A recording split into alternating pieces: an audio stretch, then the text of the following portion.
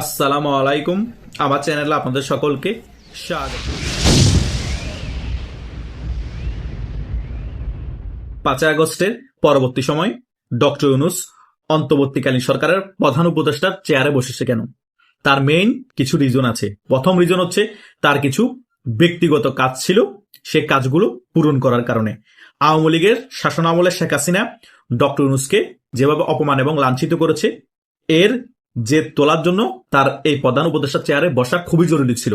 এবং তার যে গ্রামীণ ব্যাংক আছে সেটার যে কর ছিল সেগুলো মকুব করানো তার খুব জরুরি কাজ ছিল, এবং তার সকল মামলা তুলে নেওয়াও তার খুবই গুরুত্বপূর্ণ ছিল। তিনি প্রথমে প্রধান উপদেষ্টার চেয়ারে বসেই কিন্তু তার সকল কর মকুব করেছে, সকল মামলা তুলে নিয়েছে। তারপরে তার যে প্রধান কাজ, আওয়ামী লীগের উপর জেদ ছিল, শেখ হাসিনার উপর জেদ ছিল, সেটা তিনি একেবারে হারে হারে বুঝিয়ে দিয়েছে আওয়ামী লীগের কর্মীদেরকে। 5 আগস্টের পরবর্তী সময় পর থেকে আওয়ামী লীগের উপর স্টিমুলার শুরু হয়ে যায় এবং মুক্তিযুদ্ধের যত মরাল আছে সকল কিছু ডক্টর ইউনূসের ইন্ধনে ভেঙে দেয়া হয়, এবং যারাই মুক্তিযুদ্ধের পক্ষে কথা বলেছে তাদের উপর অত্যাচার করানো হয়। এটাই ছিল ডক্টর ইউনূসের এজেন্ডা। মোটামুটি সকল কিছু তিনি পূরণ করে। আর দ্বিতীয় এজেন্ডা যেটা অপশন হিসেবে নিবেন, সেটা হচ্ছে আমেরিকার কিছু স্বার্থ বাংলাদেশে জড়িত ছিল, সেগুলা হাসিল করার জন্য তিনি এর পরবর্তী সময় চেষ্টা করেছে, যতটুকু পেরেছে সেটা করেছে। এখন তিনি দেশের মধ্যে যখন তার সকল কিছু করা হয়ে গিয়েছে, এখন দেশের মধ্যে একটা গোট পাকিয়ে দিয়েছে। কতদিন জামাতের পক্ষে থেকে ক্ষমতায় থাকতে চেয়েছিল, যখন পরিস্থিতি খারাপ দেখেছে এখন বিএনপির কোলে উঠে বসে আছে। এইদিকে আবার এনসিপি দলটা গঠন করে দিয়ে তাদেরকে সমুদ্রের মাঝখানে ছেড়ে দিয়েছে। তারা যারা না সাঁতার, নাই লাইফ জ্যাকেট, এখন সমুদ্রের মাঝখানে ডুবে যাওয়ার পরিস্থিতি হয়ে গিয়েছে। একবার কেউ এদিকে যায়, একবার কেউ ওই দিকে যায়। কুলকিনারা হারিয়ে ফেলেছে।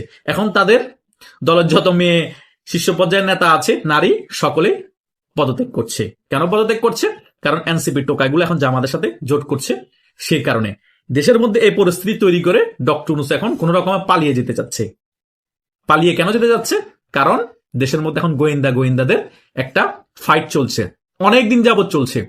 এই ফাইটের মধ্যে আমেরিকার অনেক গোয়েন্দা বাংলাদেশে মারাও যাচ্ছে। কিছুদিন আগে, কিছু মাস আগে আমরা দেখতে পেয়েছি ওয়েস্টিনের মধ্যে আমেরিকার সেনাবাহিনীর একজন কর্মকর্তা গোয়েন্দা সে মারা গিয়েছে। কি জন্য মারা গিয়েছে, কে মেরেছে, এগুলা কোনো কিছুই ফাঁস করা হয়নি, জাস্ট মারা গিয়েছে। এটা নিয়ে ইন্ডিয়ান মিডিয়া এবং বাংলাদেশের কিছু মিডিয়া আলোচনা করেছে। এই গত 3 দিন আগেও সেন্ট মার্টিনের মধ্যে আমেরিকার একজন গোয়েন্দা মারা গিয়েছে। কারা মেরেছে, কি জন্য মারা গিয়েছে, এগুলো কিন্তু বাংলাদেশে কোনো মিডিয়ায় আসে নাই। এখন বলতে পারেন আপনি কোন সূত্রে জানেন? সেন্ট মার্টিনের মধ্যে যারা আছে তারা অনেকে এই বিষয় জানে, আর এই সকল বিষয় আমাদের কাছে চলে আসে, কারণ আমরা যখন একটা ইউটিউবার, আমাদের কাছে অনেক গোপন তথ্য আসে। বুঝতে পেরেছেন? সেই সূত্রেই আমরা জানি যে সেন্ট মার্টিনের মধ্যে আমেরিকার একজন গোয়েন্দা মারা গিয়েছে। কারণ বাংলাদেশের মধ্যে অনেকগুলো দেশের গোয়েন্দা সংস্থার যারা লোক আছে তারা অ্যাক্টিভ আছে। সবচেয়ে এখন বেশি অ্যাক্টিভ হচ্ছে আমেরিকার সিআইএ, পাকিস্তানের আইএসআই, তুরস্কের এমআইটি এবং ভারতের র। এই 4টা গোয়েন্দা সংস্থার মেইন খেলাগুলো বাংলাদেশে চলছে, এবং রাশিয়ার গোয়েন্দা সংস্থা কেজিবিও কিন্তু পিছিয়ে নেই। এদের ফাইটের মধ্যে আমেরিকার অনেক গোয়েন্দা হয়তো মারাও যেতে পারে, কিন্তু কারা মেরেছে আমরা জানি না, জাস্ট ধারণা করছি। এটাই হচ্ছে বাস্তবতা। কারণ ডক্টর যেভাবে দেশের মধ্যে একটা গোলযোগ সৃষ্টি করে দিয়েছে, এখন গোয়েন্দা সংস্থার লোকেদের মধ্যে ফাইটে তারা আমেরিকার হয়তো অনেক গোয়েন্দা সংস্থাকে মেরেও ফেলছে। কারণ আমেরিকার হয়তো ওই সকল গোয়েন্দা সংস্থার লোকরা ভারতে কোনো ক্ষতি করার প্ল্যানিং করছে, আইএসআর সাথে যোগসাজশ করে, বা আদার্স কোনো কারণও থাকতে পারে। এটা জাস্ট আমরা ধারণা করে বলছি, বা অন্য কারণও থাকতে পারে। সে কারণে আমি আগেও বলেছিলাম ডক্টর ইউনূস বাংলাদেশের মধ্যে ঘটনা ঘটিয়ে দিয়ে, একটি পাতানো নির্বাচন দিয়ে বিএনপিকে ক্ষমতা বুঝে দিয়ে বা অন্য কোনো দলকে ক্ষমতা বুঝে দিয়ে বিদেশ পালিয়ে যাবে। সেটাই ডক্টর ইউনূস এখন মাথায় নিয়ে বসে আছে। কারণ তার যেগুলা স্বার্থ হাসিল করা, সেগুলো স্বার্থ হাসিল হয়ে গিয়েছে, এবং সে বুঝতে পেরেছে সে আর বেশি দিনও ক্ষমতায় থাকতে পারবে না। আর দেশের মধ্যে এখন সকল জনগণই তার উপর প্যাডাপ হয়ে গেছে, সকল রাজনৈতিক দলই তার উপর প্যাডাপ হয়ে আছে। বিএনপি জাস্ট ভাইলে রেখেছে ডক্টর ইউনূসকে জাস্ট নির্বাচনটা হাসিল করার জন্য। নির্বাচন শেষ, ডক্টর ইউনূসকে হয়তো 1-2 দিন টাইম দিবে, তিনি বিদেশ পালিয়ে যাবে। এখন ডক্টর ইউনূসের আশেপাশে যে সকল সাঙ্গপাঙ্গ আছে তারা কি আদৌ সকলে পালিয়ে যেতে পারবে? সকলকে কি বিএনপি সেফ এক্সিট দিবে? ডক্টর ইউনূসকেই না ধরে নিলাম দিল, তাদের কি হবে? তাদেরকে তো পাশার মধ্যে সরিষার তেল লাগিয়ে দিনে দুপুরে শুধু ক্যারেট বেট দিয়ে বিএনপির সিনিয়র নেতারা এবং কর্মীরা মায়ের উপর রাখবে, তাই নয় কি? রাখবে তো। এই এনসিপির টোকাইগুলোকে সেম ভাবে সরিষার তেল লাগিয়ে নির্বাচনের পরবর্তী সময় বিএনপি ক্ষমতায় আসলে মায়ের উপর রাখবে, টাইম নিয়ে মারবে তাদেরকে। তারা এখন সেটা বুঝতে পেরেছে। বিএনপি যখন তাদের সাথে আসন ভাগাভাগি করে নাই, হয়তো একটা দুটো আসন দিবে বলেছে, সে কারণে তারা এখন বাধ্য হয়ে মাইক থেকে বাঁচার জন্য জামাতের সাথে মিলেমিশে একাকার হয়ে যাচ্ছে। কারণ তারা ভালো করেই জানে তারা যে জামাতের বি টিম সি টিমটা জনগণ জেনে গিয়েছে। তো জেনে যখন গিয়েছে, আর এনসিপি দলটা খুদে প্রমোট করে লাভ কি? আমরা জামাতের লোক, ওইটা বুঝেই যাক আমরা জামাত এক।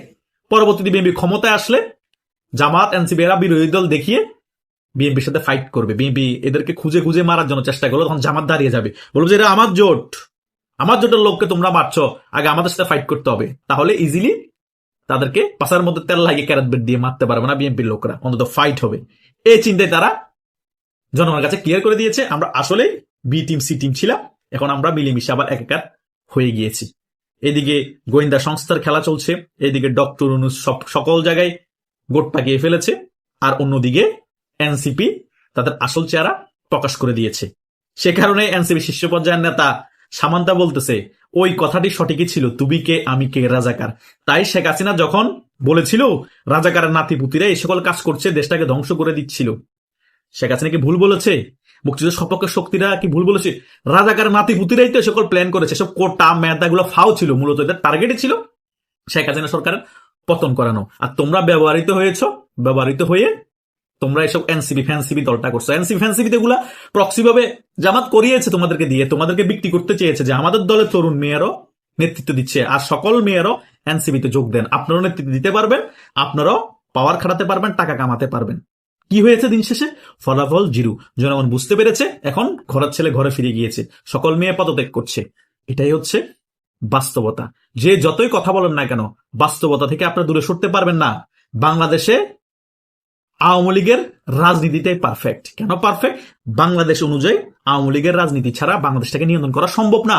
কারণ একমাত্র বাংলাদেশের পক্ষের রাজনীতি করে এবং মুক্তিযুদ্ধের পক্ষে শক্তি আওয়ামী লীগ, এবং তারাই মুক্তিযুদ্ধকে মনোপ্রাণ ধারণ করে। তারা মুক্তিযুদ্ধকে হাজারবার বেচা কিনা করলো, হাজারবার বিক্রি করলো, তারাই মুক্তিযুদ্ধকে বাংলাদেশে রক্ষা করতে পারবে।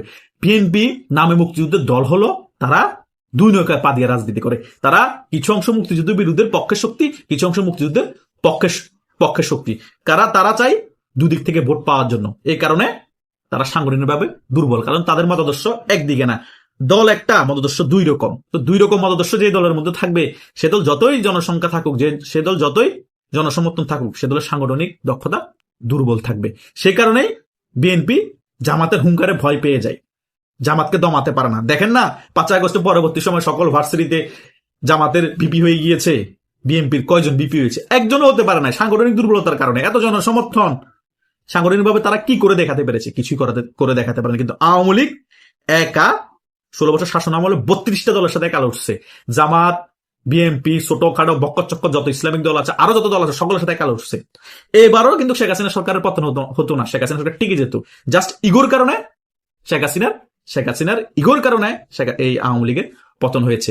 আর আমাদের কিছু নেতাদের উল্টাপাল্টা বেফাস বক্তব্যের কারণে। তা না হলে এটাকে প্রথম 4-5 দিনের মধ্যে এদেরকে ডেকে এনে সিস্টেমেটিক ভাবে সমাধান করে ফেলা যেত। যতই সিএএ ষড়যন্ত্র করে, আইএসআই ষড়যন্ত্র করুক, আমি যদি ব্যাপারটাকে 3-4 দিনের মধ্যে হ্যান্ডেলিং করে সমাধান করে ফেলি, আন্দোলন বাড়াতে না দিই, তাহলে কারো বাপে সাধ্য আছে আমার পতন করানোর?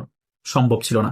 যখন দেখতেছে যে আওয়ামী লীগ দুর্বল পর্যায়ে চলে আসছে, একেবারে পতন হয়ে যাওয়ার পথে, তখন ওয়াকারুজ্জামান তার আসল রূপ দেখিয়ে দিয়েছে। কারণ ওয়াকারুজ্জামান প্রথমে তার আসল রূপ দেখায়নি। যদি পতন না হয় তাহলে তো আমার খবর আছে, হয়তো ফাঁসিও দিয়ে দিতে পারে রাষ্ট্রদ্রোহিতার কারণে। সে কারণে তিনি আসল রূপ দেখান নাই। যখন মোটামুটি নরম করে ফেলতে পেরেছে আওয়ামী লীগ সরকারকে, শেখ হাসিনাকে, তখন তার আসল রূপ দেখিয়ে দিয়েছে। সকল দিক দিয়ে সে সিস্টেমে নিয়ন্ত্রণ নিয়ে নিয়েছে। তারপরে শেখ হাসিনা সরকারের পতন ঘটিয়ে দিয়েছে। এটাই বাংলাদেশে ঘটেছে। তাই দেখতে থাকুন, বাংলাদেশে আরো অনেক কিছু হবে, এখনো শেষ হয়নি, মাত্র শুরু হয়েছে। যখনই শেষ পর্যায়ে আসবে বাংলাদেশের এই সকল খেলা, তখনই আবার বাংলাদেশ আওয়ামী লীগের জয় জয়কার হবে বাংলাদেশে। এবং শেখ হাসিনা যদি বেঁচে থাকে, আল্লাহ বাঁচায় রাখেন, তারপরে সে বাংলাদেশে ফিরে আসবে। আর শেখ হাসিনা যদি বেঁচেও না থাকে, শেখ হাসিনার পুত্র সজীব ওয়াজেদ জয় আছে এবং সাইমা ওয়াজেদ পুতুল আছে, ভয়ের কিছু নাই। এটাই হচ্ছে আগামীর বাংলাদেশের ভবিষ্যৎ। এটাই সত্য, এটাই মানতে হবে সকলকে। আশা করছি সকল বিষয় বুঝতে পেরেছেন। আপনাদের যদি কোনো মতামত থাকে কমেন্ট করে জানাতে পারেন। ধন্যবাদ সকলকে।